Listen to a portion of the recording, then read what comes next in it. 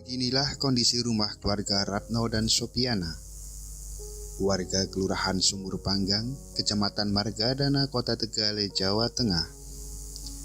Mereka tinggal di rumah yang jauh dari kata layak untuk ditempati dan nyaris roboh bersama dua orang anaknya.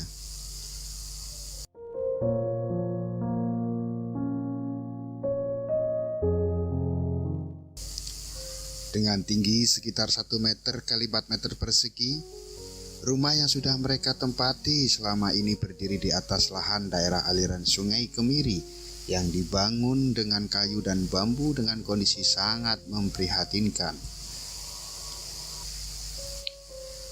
Dinding yang terbuat dari bilik bambu dan plastik ini terlihat sudah banyak yang rusak, sehingga untuk menghambat angin masuk, Ratno menambalnya dengan karung ataupun plastik bekas.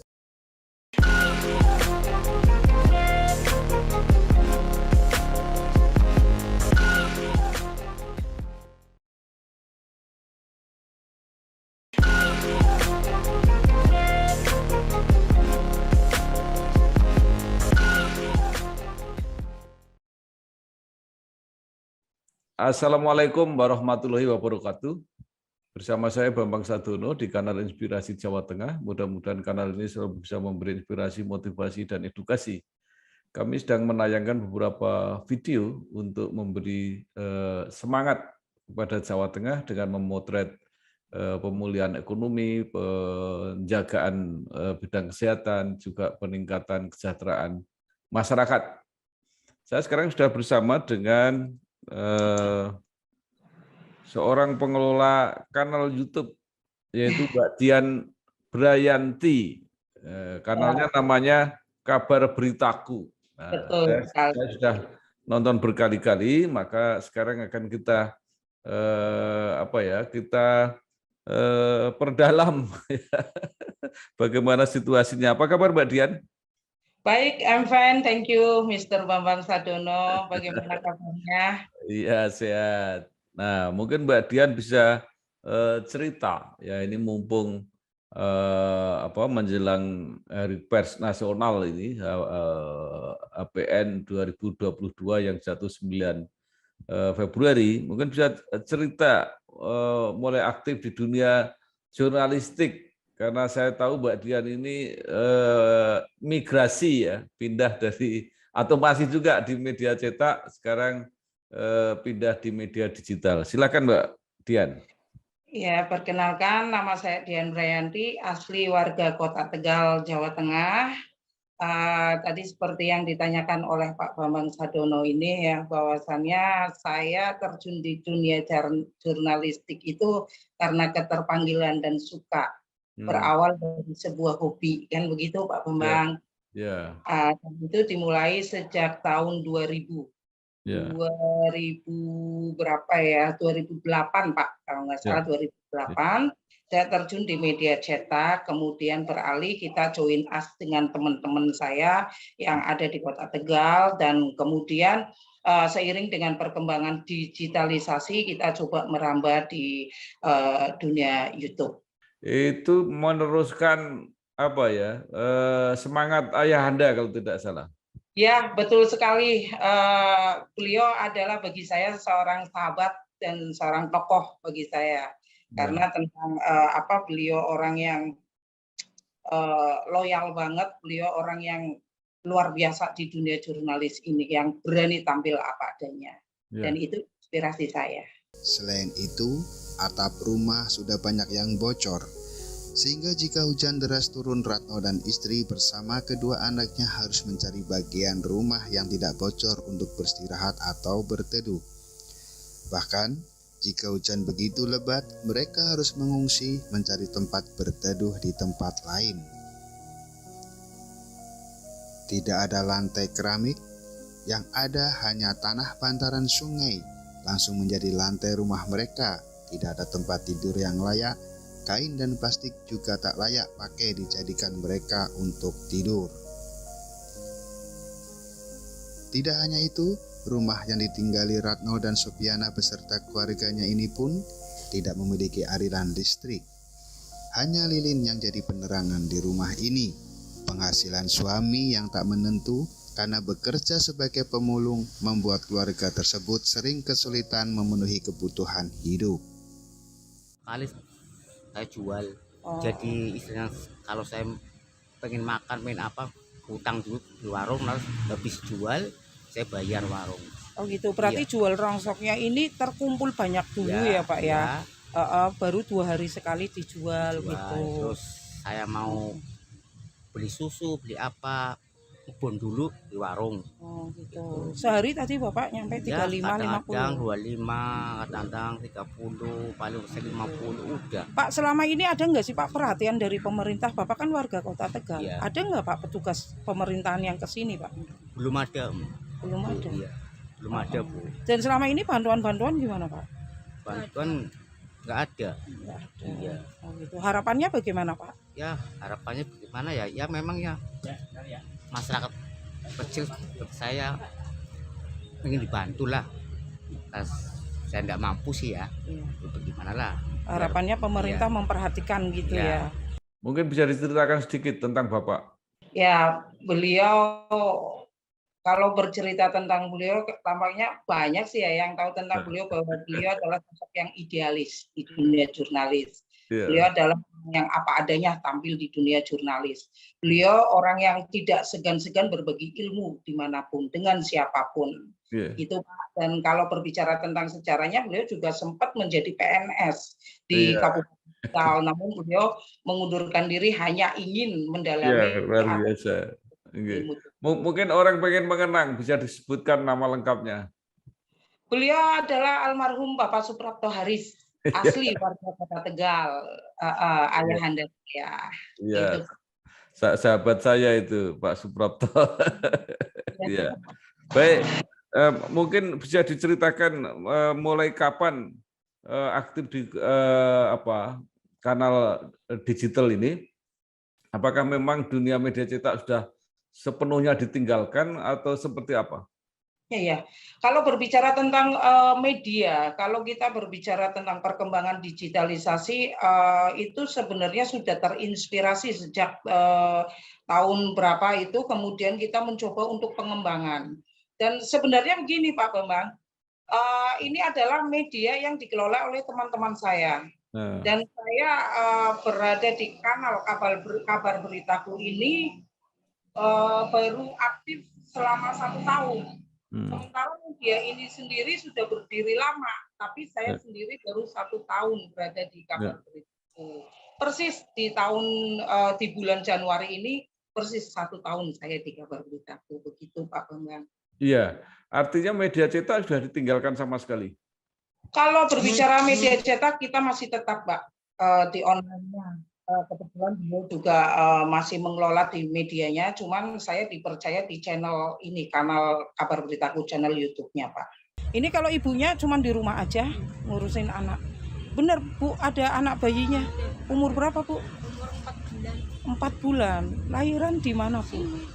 Lahirannya juga di sini, di rumah sini. Lahiran sendiri. Bawa ke bidan, puskesmas bawa rumah sakit pulang. Udah. Yang bawa siapa? Warga, teman-teman. Okay. Bapaknya nyari rongsok sih. Enggak. Pulang. Bapaknya mulung, tahu-tahu pulang Brojol sendiri. Jam 8 malam saya pulang, tahu-tahu teman-teman udah bilang, terus kamu Di rumah sakit. melahirkan. Makanya bima di sini, tapi di sini dibawa puskesmas dibawa rumah sakit.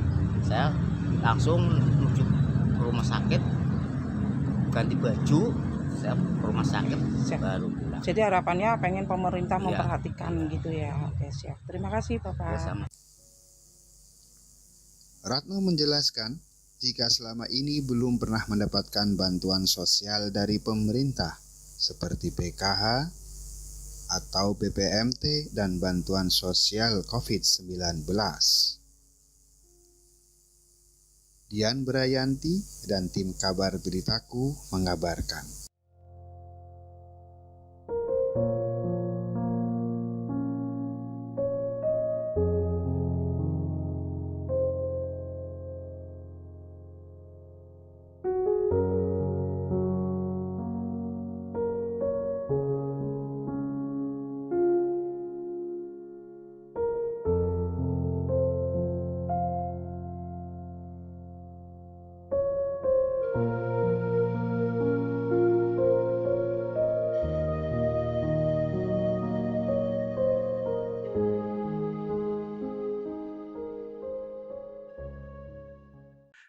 Itu cetak masih cetak atau pindah ke online?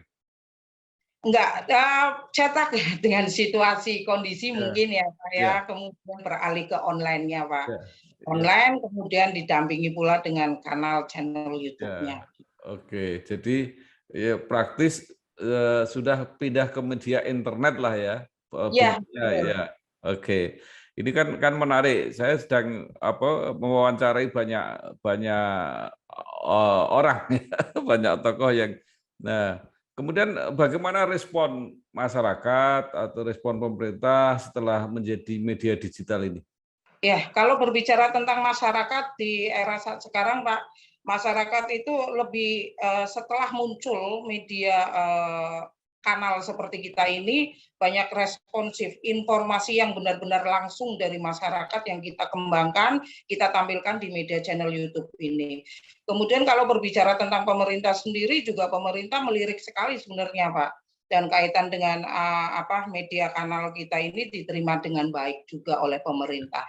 Dalam hal ini adalah pemerintah Kota Tegal.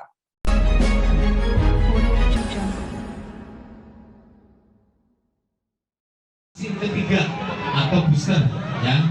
Sejumlah pejabat di lingkungan pemerintah Kota Tegal, Jawa Tengah yang terdiri dari kepala dinas, camat dan lurah.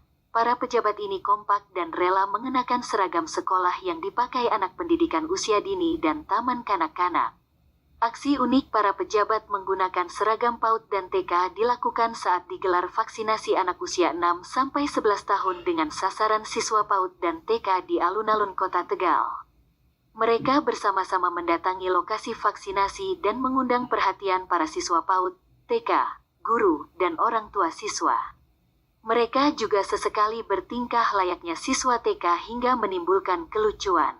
Selain dihibur para pejabat yang memakai seragam TK, vaksinasi siswa TK tersebut juga dimeriahkan dengan dongeng tentang protokol kesehatan, nyanyian, badut, dan kuis berhadiah. Nah, itu kan saya lihat pemberitaannya kan luas sekali ya, macam-macam. Ya. Sebenarnya apa yang paling disukai oleh masyarakat? Untuk saat sekarang berbicara tentang masyarakat, kalau kita menghadirkan pemberitaan-pemberitaan yang benar-benar bersentuhan dengan mereka lebih responsif sekali, Pak.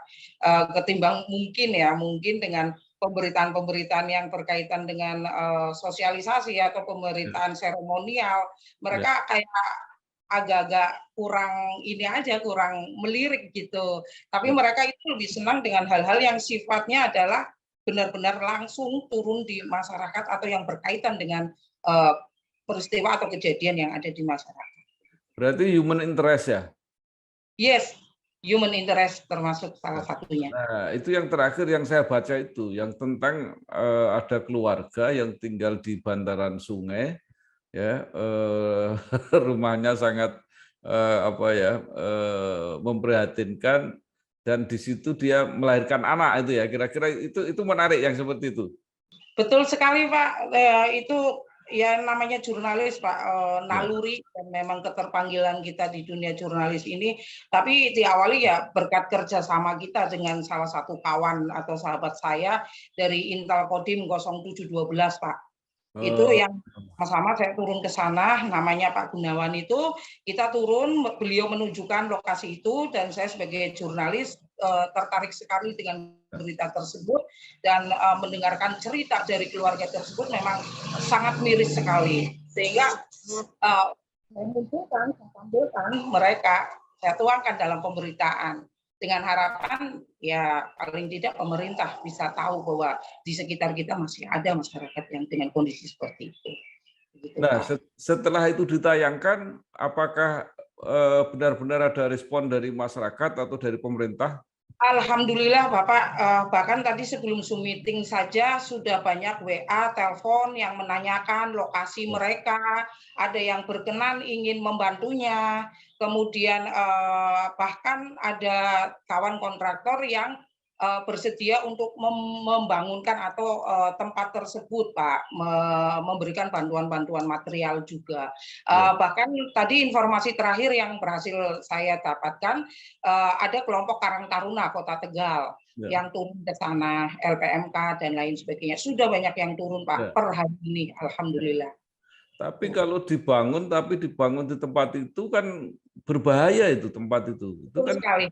Di bantaran. Hal itu saya tanyakan dengan beliau yang ingin membantunya. Saya tanyakan, loh ini kan belum tempat maksudnya bukan tempat beliau dan yang penting Mbak Dian katanya yang penting layak untuk tidur. Layak untuk ditempati. Kalau masalah akan dipindahkan oleh pemerintah atau dalam bentuk apapun, yang penting mereka itu nyaman dulu katanya seperti itu. Kali ini Wali Kota Tegal Dedi Yon Supriyono tidak menggunakan seragam sekolah dasar seperti sebelumnya, namun Dedi Yon berpakaian layaknya seorang guru. Dalam sambutannya Dedi Yon mengatakan, para pejabat sengaja mengenakan seragam PAUD dan TK untuk menghibur anak-anak yang sedang mengikuti vaksinasi.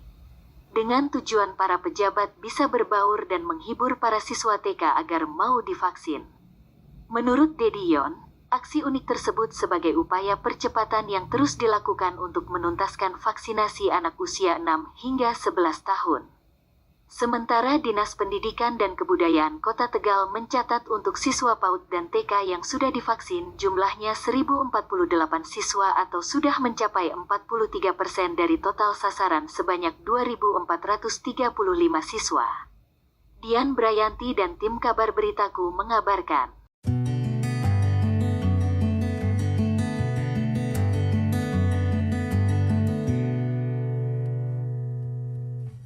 Iya, jadi luar biasa ya. Jadi peran jurnalistik ternyata masih ada.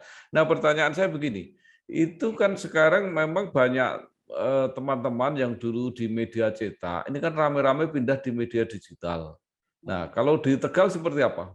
Kalau di Tegal sendiri banyak juga sih Pak teman-teman yang lari di dunia digital dan fine-fine saja sih, kita tetap sinergitas gitu. Iya. Jadi persaingan banyak. Nah, pertanyaan saya selanjutnya adalah ya. Yang penting sebagai jurnalis situasi apapun harus cerdas membaca aja sih situasi kondisi. Iya. Ya, enggak, maksud saya kan itu juga berbagi kue bisnis kan. Bagaimana situasi bisnisnya? Kalau berbicara tentang bisnisnya, kebetulan Pak Nun Sewu memang kita terlahir dari ilmu Bapak Suprapto Haris, almarhum Bapak saya, yang diberikan dan termasuk pemilik dari Kabar Beritaku ini pun cetusan dari beliau, almarhum Bapak saya, dengan adanya channel YouTube atau kanal ini yang kita didirikan belum mengarah, meskipun tidak munafik Pak, kita membutuhkan, cuman kita belum mengarah ke sana. Artinya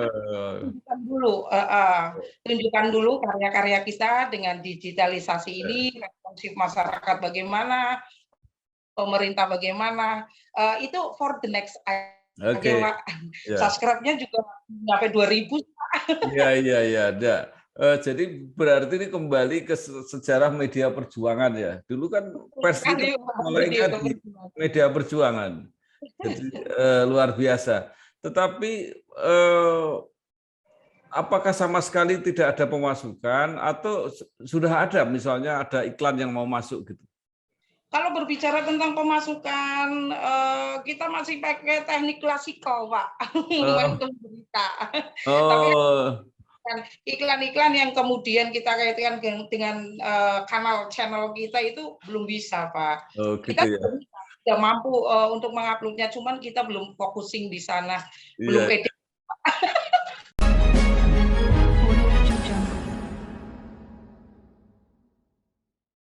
Bulan Dana dan Pelajar Peduli PMI Kabupaten Tegal, Jawa Tengah tahun 2021 berhasil mengumpulkan 2.200 juta rupiah lebih.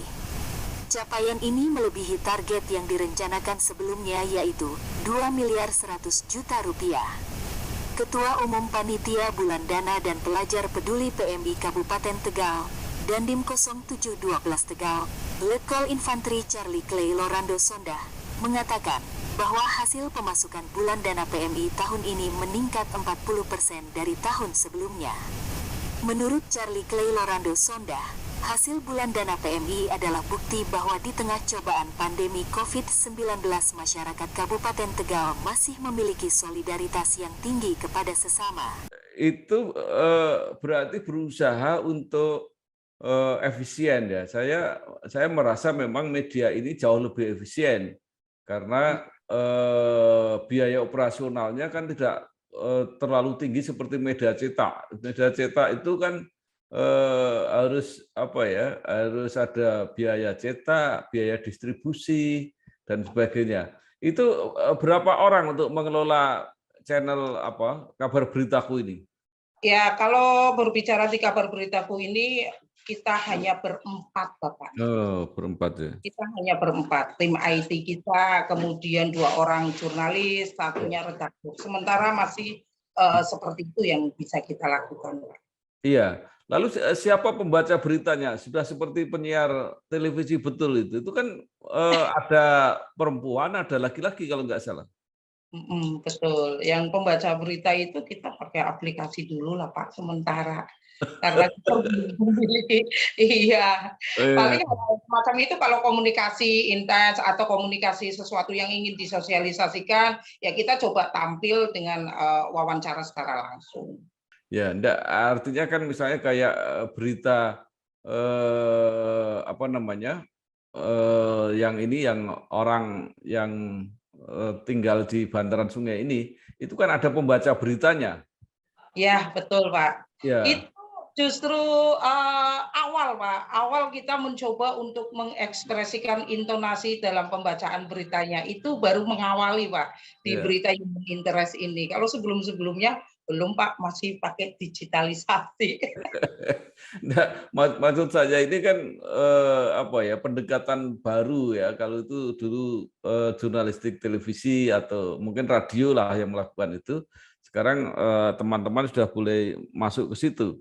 Nah, pertanyaan selanjutnya, apa saja hambatan kalau ada untuk menyelenggarakan penyiaran kanal kabar beritaku ini? Kalau berbicara tentang hambatan, kembali lagi Pak, suka dan duka pasti ada, kan begitu Pak? Ya. Kalau berbicara tentang hambatan, sebenarnya alhamdulillah sih nggak ada sih, karena apapun yang kita lakukan itu expression daripada karya yang pastinya sesuai dengan kode etik jurnalis itu ada. Jadi kalau berbicara tentang hambatan, yang pastinya sinyal. Kalau hanya sebatas itu saja. Jadi pokoknya karena dilakukan dengan senang, ya semua dijalani gitulah ya. Ya. Apapun bentuknya, kalau kita percaya diri dengan karya kita, percaya diri bahwa kita hanya berbagi ilmu, berbagi informasi yang sesuai dengan aturan yang ada, kita fan-fan aja Pak, dan kita tetap semangat dengan karya kita. Terima kasih. Memang setelah mendapatkan surat perintah dari Bupati sebagai Ketua Panitia Penggalangan Dana, kalau tanpa peran serta semua pihak, baik dari PMI sendiri maupun masyarakat, pada mulanya agak berat karena kita memang masih dalam suasana COVID. Tetapi dengan peran serta semuanya, mulai dari tingkat anak sekolah sampai dengan instansi pemerintah maupun swasta, kalangan lainnya, ternyata target yang semula ditentukan dapat dicapai. Dan makanya kami sangat bersyukur, dan tentunya ini tidak dapat lepas dari peran seluruh warga masyarakat, terutama yang berada di Kabupaten Tegal. Bupati Tegal Umi Aziza mengapresiasi langkah Kodim 0712 Tegal dalam Bulan Dana dan Pelajar Peduli PMI. Bupati berharap seluruh hasil bulan dana yang diperoleh ini dapat dipergunakan untuk mendukung seluruh program yang telah direncanakan dan mengembangkan pelayanan kepada masyarakat. Mbak Dian, lalu apa yang dibayangkan masa depan dari media ini? Apa yang dibayangkan? Enggak apa-apa sekarang susah-susah dulu, tapi kita membayangkan suatu saat pasti ini akan menjadi media yang bukan saja untuk mengabdi, untuk melayani masyarakat, tapi juga bisa menjadi lahan untuk menciptakan kesejahteraan bagi para awaknya gitu. Step by step lah Pak. Yang pasti itu menantang kita untuk lebih kreatif aja Pak di dunia digitalisasi. Menantang sekali, tapi fine, asik aja sih kita menikmati. Oke, jadi kesimpulannya terus berjuang ya dengan idealisme. Kesejahteraan belum terfikirkan, ya, tapi bekerja keras Iya. Nah, sekarang apa yang Mbak Dian harapkan, baik dari khalayak penonton maupun dari pemerintah, harusnya seperti apa? Kalau berbicara tentang pemerintah, I hope the government is lebih intens atau komunikatif, lebih komunikatif. Ini bukan sebuah pengkritisan kok. Ini bukan sebuah apa. Ini hanya salah satu jalur karya yang kita tunjukkan bahwa inilah kondisi kita. Seperti itu aja sih. I hope my government give attention gitu aja. Iya, bagus. Kalau berbicara atensi artinya komunikatif. Kita berharap ada komunikatif yang bagus untuk balance news kita, pemberitaan kita. Sebenarnya kritik juga nggak apa-apa kan, kritiknya kan bagus sekali, misalnya menunjukkan ada orang yang masih hidup, masih serba memprihatinkan. Nah, dengan dikritik seperti itu kan pemerintah harus berterima kasih, artinya untuk memperbaiki diri. Kan kalau sudah baik semua malah nggak perlu pemerintah itu. Baik. Terima kasih sekali Mbak Dian Brayanti, pengelola kanal YouTube Kabar Beritaku di Kota Tegal. Mudah-mudahan terus berjuang bahwa media tetap dibutuhkan oleh masyarakat. Terima kasih. Wassalamualaikum warahmatullahi wabarakatuh. Waalaikumsalam warahmatullahi wabarakatuh.